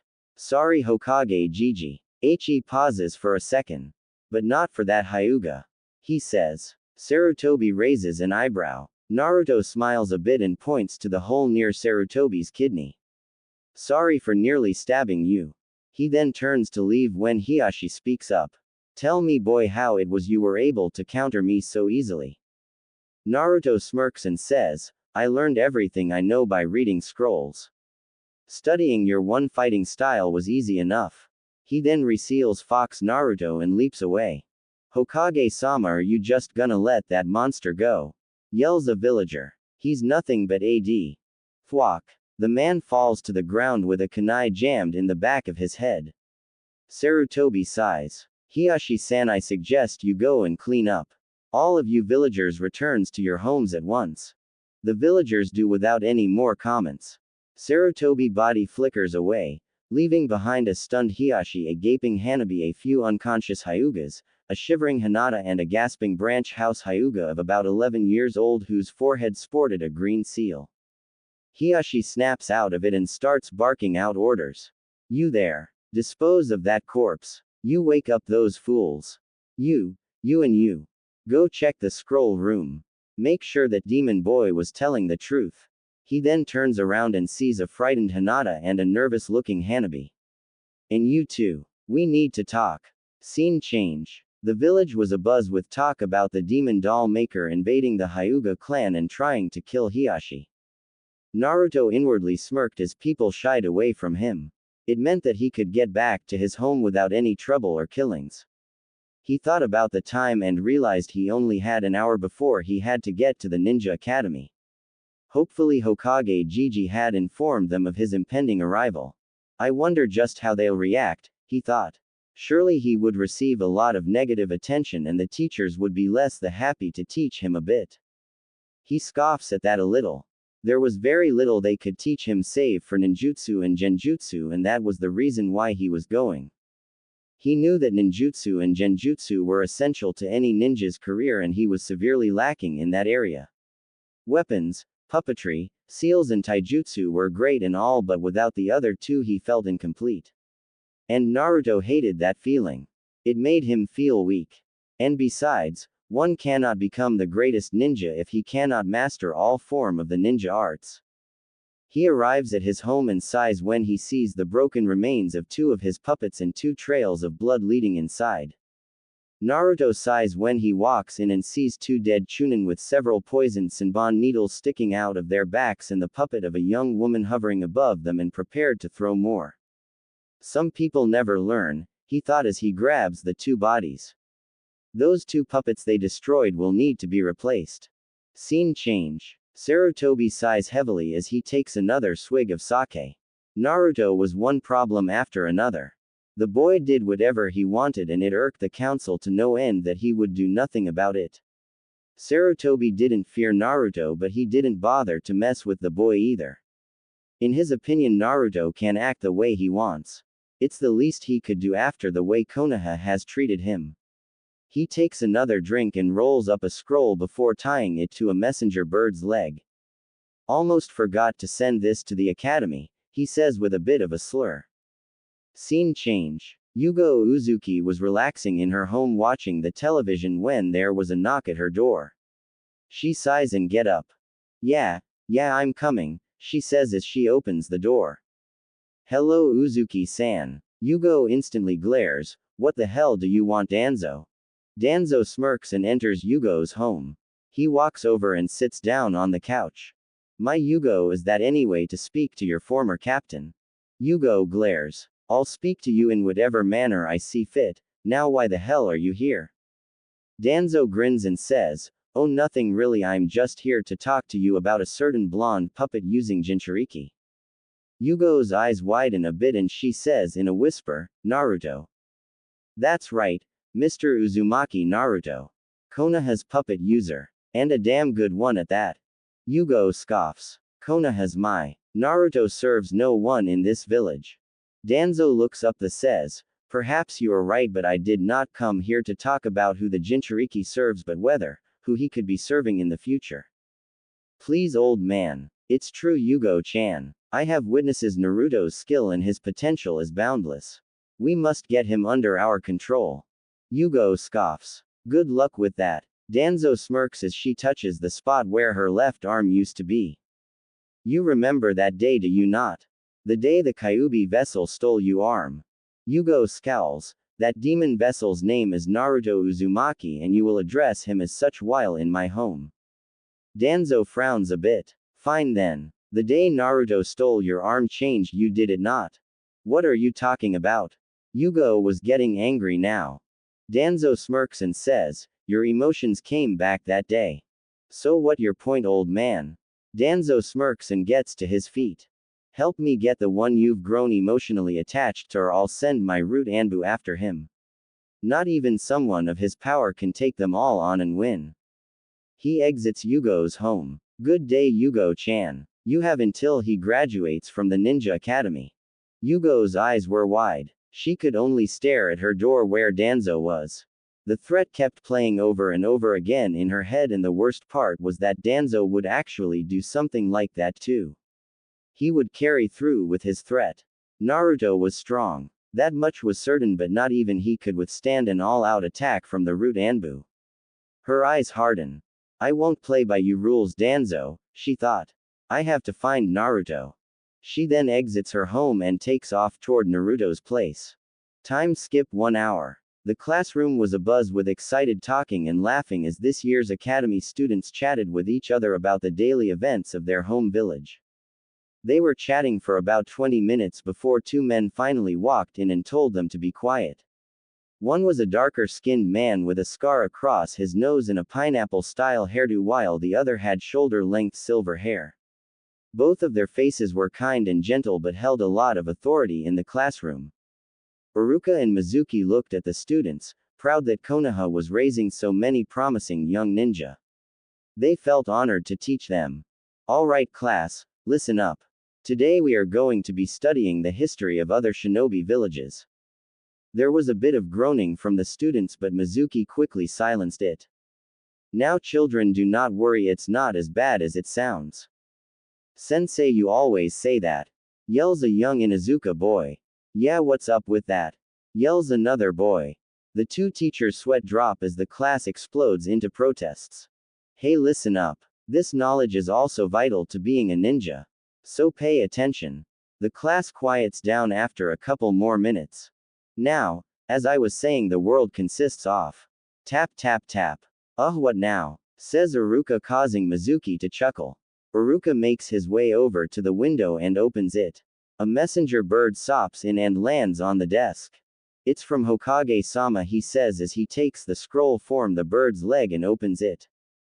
What's it say, sensei? Asks a young Akamichi. Iruka smiles and says, it appears we have a new student on his way here. He reads the scroll a bit more. It says that this new student has trained in solitude for a while and needs to learn a bit more on ninjutsu and genjutsu. What's his name? Asks a pink-haired girl. Iruka reads further, then drops the scroll with a gasp. Oh no, it's... Before he could finish, the door to the classroom opens and a reasonably short blonde kid with 3 whisker marks on each cheek steps in. His arms were crossed and his pants and shirt were bright orange. He had a katana, a spear and a battle chain on him and a tattered blue open cloak. Everyone in the classroom gets one good look at the boy and recoil in a bit of fear. Only one person had the courage to speak in the presence of this boy. He was a young Uchiha boy who looked just as emotionless at the blonde before the classroom. He utters 2 words and 2 words alone. Words that would soon send the classroom into disarray and chaos, for they too knew of what this boy is capable of. Uzumaki Naruto, says the young Uchiha. Naruto was never a guy that reveled in the terror of others, nor did he ever actively seek to terrorize those who have not wronged him yet, but he had to admit to himself as he looked upon the fearful faces of the students before him that it felt pretty liberating to some degree. Of course, there were still the few that were boldly facing his presence without any hint of fear, and he felt a bit of respect for those four. The Uchiha didn't surprise him much. Of course, the boy didn't fear him. He was an Uchiha after all, and their arrogance was as great as the Hyugas. The boy was staring right into Naruto's eyes as if trying to size him up. No doubt thinking the stories about him are overemphasized. He scoffs slightly at that. On night in my home would scare his shitless. The next was the Nara boy. Naruto was amused by every member of this clan. They were all highly intelligent, but some of the laziest bunch of people he had ever come across. Even now this boy was looking at him with half-closed and uncaring eyes that said, "Just let me sleep and I'll leave you alone." He shifts his gaze over to the boy sitting at the back of the room. Sunglasses and a high collar covered his face. The Aburame clan had interested him greatly a while back. After reading a bit about their abilities in his book about Konoha's clans, he took the liberty of observing the clan as the members went about their business. He had been caught every time, but was surprised when they didn't brutally attack him but instead seemed to give him pointers on his stealth. The last boy intrigued him because he was staring at Naruto with curiosity and a bit of hostility. He has tan skin and reddish-pink shoulder-length hair. His eyes were mismatched colors, one brown and the other green. He looks back at the two frozen teachers and speaks. "I'm sure Hokage Gigi has informed you of my arrival." Iruka nods slowly with a guarded look. "Yes, we just received the message right before you arrived. I welcome you to our class, Naruto." Naruto nods a bit and heads over to the class. He smirks as the students shy away from him and begin to whisper among themselves. It's the puppet boy. I know. They say his house is so riddled with dangerous traps that not even a squad of Hyugas could survive trying to break in. It's true. It's also true that he turned a Hyuga into one of his puppets. Is it really a good idea to let him be here? I mean, look at him. Let's just stay out of his way. I'm with you on that one. Naruto couldn't help but smile a bit. At least the younger generation had enough common sense not to mess with him. He takes a seat next to the Uchiha and waits patiently for Iruka to begin his lessons. Scene change. Yugo sighs in frustration as she leaps over another house. Of all the times to virtually vanish off of the face of the elemental nations, why did Naruto choose today of all days? She looks around almost frantically. Danzo's threat hung over her like an ornament of dark mockery. She was worried for Naruto, although some part of her told her that she shouldn't be. After all, this is the boy whose trap-setting skills and knowledge of poisons borders on Sannin level. "Naruto, I have to find and warn you," she says as she lands on the ground in the central marketplace. Warn Naruto of what? Yugo spins around and sees none other than Sarutobi looking at her with a raised eyebrow. Yugo bows. "Hokage-sama, I didn't expect to see you here," she says with a voice full of surprise. Sarutobi chuckles and says, "Even I deserve a bit of downtime." "Now, what's this about Naruto?" Yugo looks up and says, "Danzo of Root is after him." Sarutobi looks up. "I see. Well, follow me, I know where he's at right now." Yugo breathes a sigh of relief and follows her leader towards the ninja academy. Scene change. Naruto was disappointed. The academy didn't really teach any ninjutsu or genjutsu, and that's all he cared about. He already knew most of Konoha's history and the clans of Konoha, so he really didn't pay a whole lot of attention. He instead pulled out his human anatomy book and started reading. His knowledge of the human body was very impressive. If he so desired, he could become an amazing medical nin. Class had just ended and the students were heading out. There were still whispers about him and the two teachers were still guarded around him. He paid them little attention. He stopped caring what others thought of him a year ago. What is that monster doing here? Naruto turns around and is met with the hate gazes of the parents of the students. "Get out of here, demon boy!" yells a man. Naruto sighs and secretly draws a poison-tipped Senbon needle. Enough. Leave Naruto alone of face punishment from the Hokage. Naruto turns around and sees Sarutobi and an Anbu had just arrived. The people back off but not before glaring at the puppet user and telling their children to stay away from him. Naruto looks back up at Sarutobi and says, "Thanks, but you know I didn't need your help." Sarutobi sighs. "Yes, I know, but I can't have you injuring people in front of their own children." Naruto scoffs. "Like I care." Sarutobi sighs again. "Anyway, I have something important to tell you. Or rather, Yugo-chan here does." At the mention of her name, Yugo removes her mask and looks directly into Naruto's eyes. Naruto raises an eyebrow in slight surprise. "Alright then, follow me," he says to the two ninja. "There might be a few nosy eyes around that I don't want spying on us." In the bushes, the Uchiha and the tan-skinned boy flinch. Sarutobi nods, also knowing who was present, and places his hand on his shoulder. "Where to?" he asks. Naruto smirks and says, "My place." Sarutobi and Yugo look at each other before vanishing with Naruto.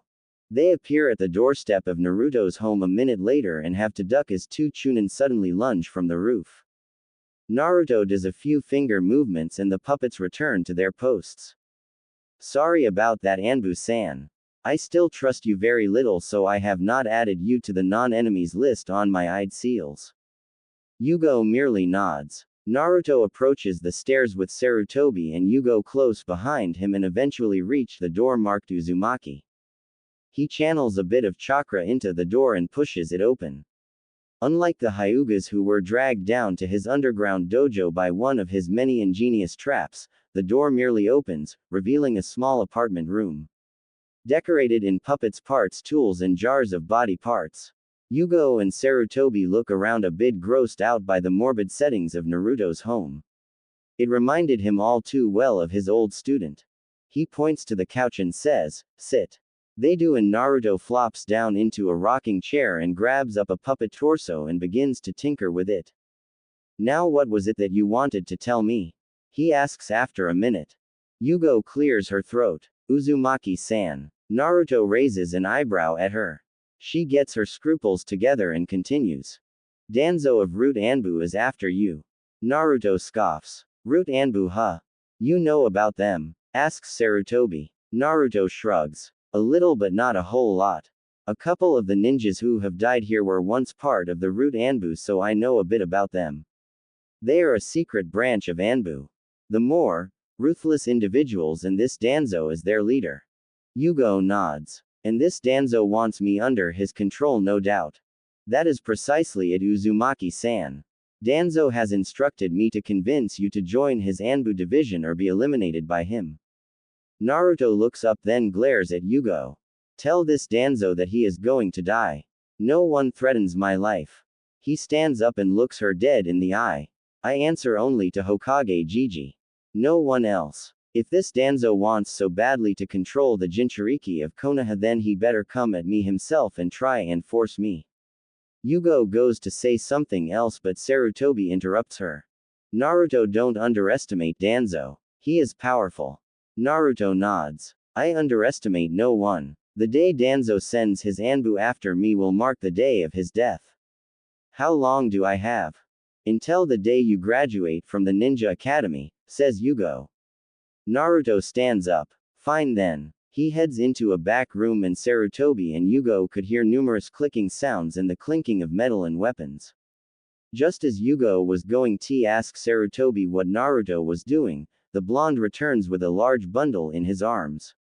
He looks at the two ninja in front of him as if surprised that they are still there. "Naruto, what is that?" asks Sarutobi. Naruto drops the bundle and causes Yugo's eyes to widen. The bundle unravels and reveals a new puppet. This one was huge. At least 7 feet tall and had pitch black skin. It had the body of a very muscular man. One arm was covered in a huge gauntlet and a foot-thick giant clock's gear. The other arm wasn't connected to the body yet and still looked pretty normal. The upper half of its face was covered in a thick steel Roman-style helmet, and snow-white hair sprouted from underneath the helmet. It was dressed in a tattered black kilt and a thick white sash that went from its left shoulder diagonally across the chest and around the right hip before coming back up across the back. A huge feathery black wing and two metallic tentacles were placed next to the puppet, and so were numerous canisters decorated with seals and kanji for different elements. He grins and returns to the room, returning a few minutes later carrying a shield that was twice as tall and as wide as the boy and a double-bladed battle axe that was also nearly twice as tall as he was. The shield was triangle-shaped and had a golden outline. The center was decorated with a golden fox head and the rest of the shield was black. The axe blade was black and the staff part was gold with a design of a nin-tailed fox lunging at something toward the blade. Perfect weapons for a warrior of this new puppet's stature. He drops the items next to the puppet and grins at Sarutobi and Yugo. Meet my newest puppet. 2 months in the making. An original Uzumaki design. Oni Tenshi. Demonic angel. Sarutobi and Yugo could only gape at Naruto, who smirks. Human puppets are not the only puppets I know how to make. And to prove his point he unseals Fox Naruto and has it look at Yugo. You say Danzo will come at me the day of my graduation. Fine then. I'll use that time to prepare.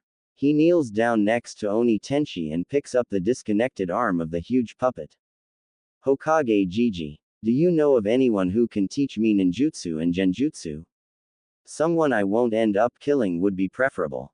Sarutobi looks up as images of Sume, Inoichi, Shuza and Shikaku dance through his mind, but before he could voice his thoughts, Yugo speaks up.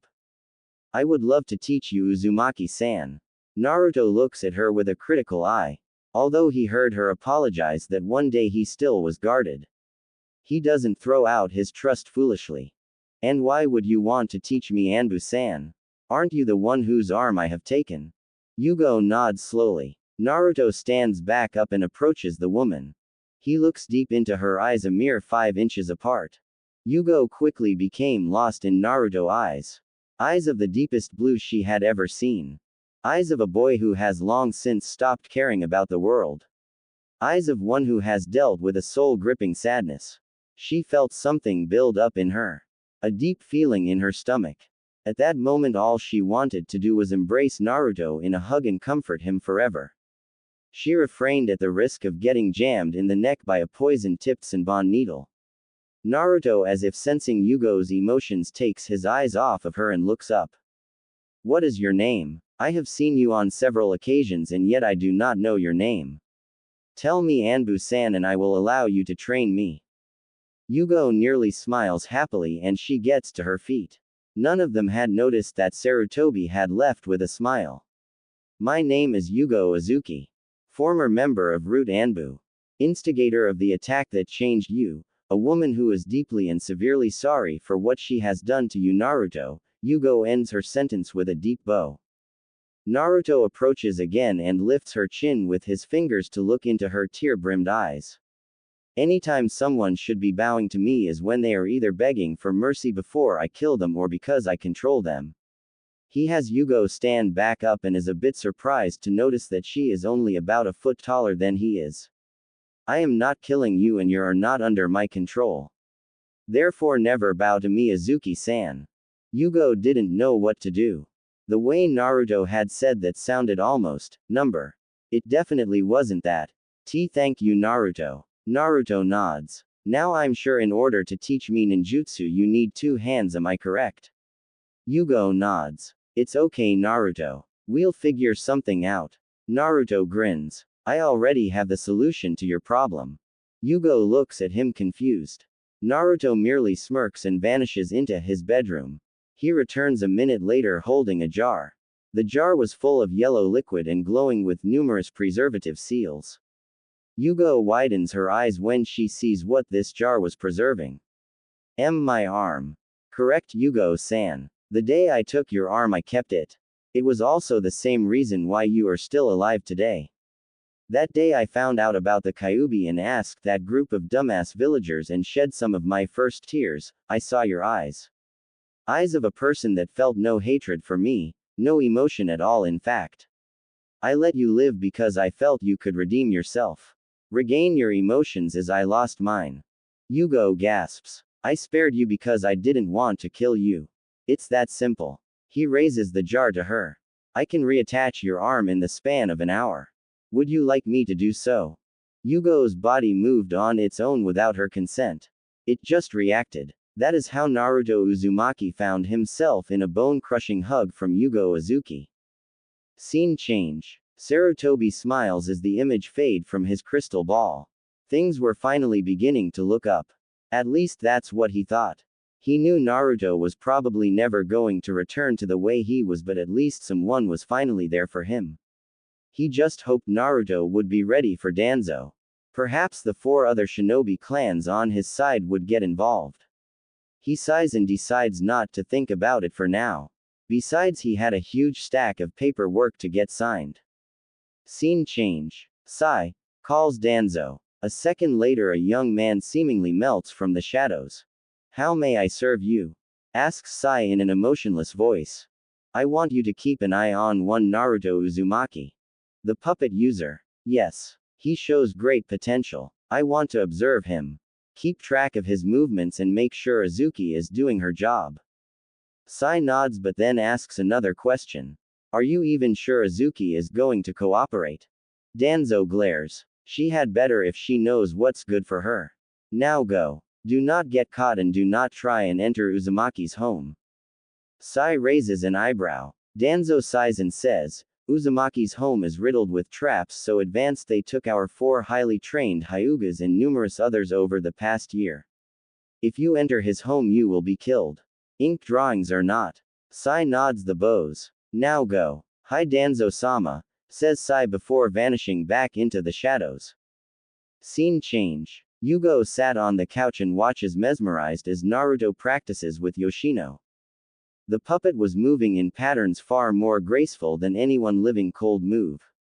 Naruto was a prodigy of the puppet technique. That much was glaringly sure. His weapons skills were also really great, and so was his taijutsu and seal making. She watches as the Hyuga puppet twirls gracefully on one foot, producing chakra streamers that glowed blue in the room. She flexes her left arm and smiles in Naruto's direction. She still didn't know how he reattached it so well. She remembers him saying something about tiny chakra strings, but that was it. "Yugo-san, how is your arm feeling?" asks Naruto suddenly. Yugo looks at the blonde as he continued to practice with his puppet and says, "It feeling great, Naruto. I can finally move it with ease now." Naruto looks at Yugo and says, "Are you ready to teach me?" Yugo inwardly laughs. Although Naruto was calm and collected on the outside, she could detect a bit of anticipation hidden in his voice. "Of course, Naruto. Whenever you are." Naruto pauses in his movements, then seals Yoshino into his arm. "Hold on," he says before walking into his room. He returns a few seconds later holding the jutsu scroll he stole from the Hyuga clan. "There is a technique I wish to learn in this scroll," he says simply as he makes his way outside. Yugo follows the blonde and asks him where they were going. Naruto walks down the hall a bit and opens the stops at a door that was 4 doors away from his apartment. He opens it and steps in, Yugo close behind him. Yugo was awed at the sheer amount of traps that Naruto had set up. There was no way in hell someone was getting very far into this home without getting killed. Yugo had never seen such elaborate, well thought out and dangerous traps.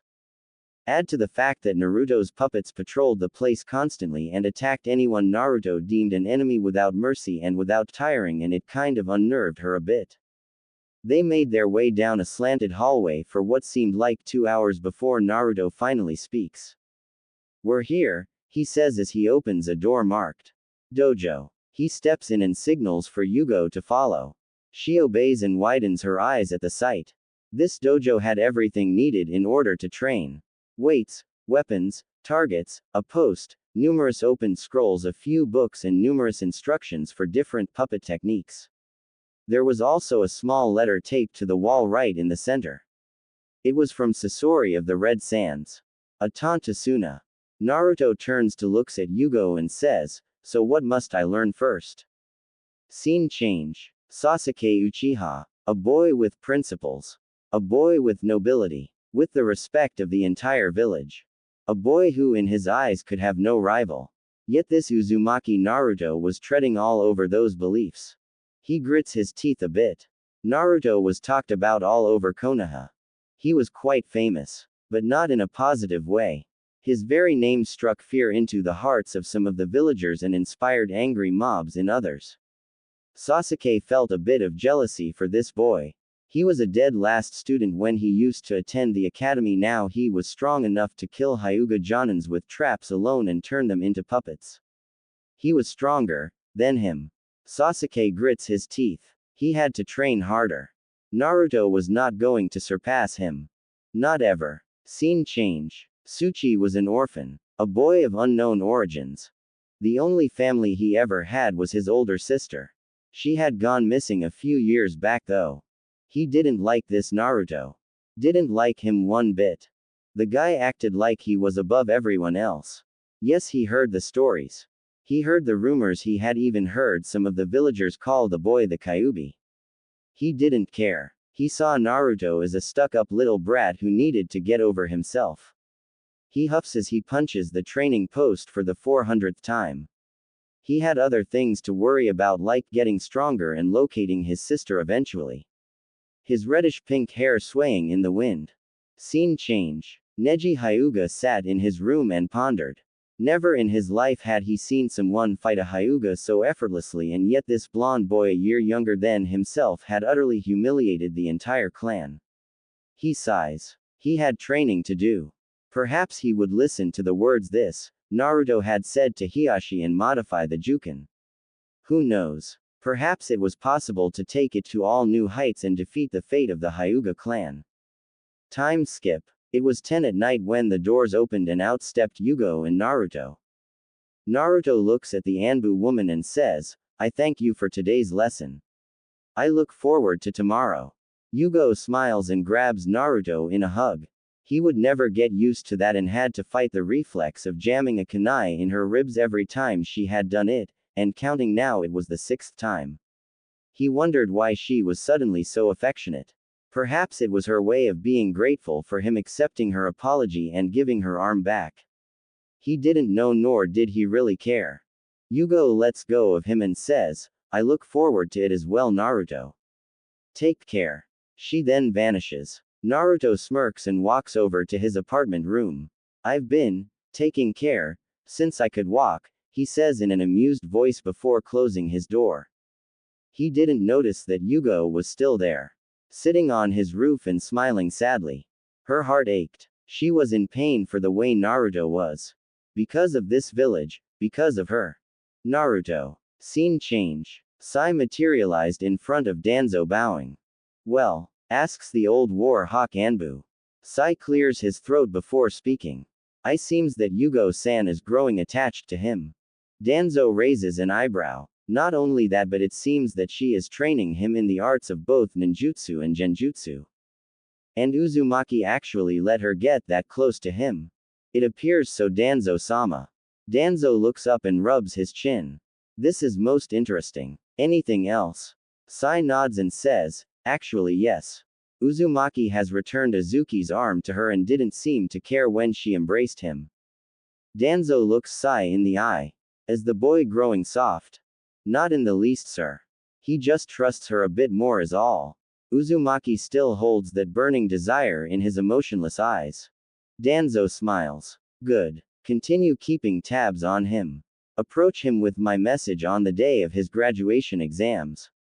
If he refuses, I give you full authority over my troops. Kill him." "Hi Danzo-sama." Danzo smirks and dismisses the young soldier. "Uzumaki-san, if you know what's good for you, you'll join me. Become my tool." Heh heh heh heh. The next day Yugo arrives at Naruto's home. Naruto himself had decided to skip out on the academy this day so he could learn more under the Anbu. She knocks on the door, relieved to know that his puppets didn't attack her. "Enter," says Naruto in that same hollow voice he always has. Yugo obeys and gasps a second later.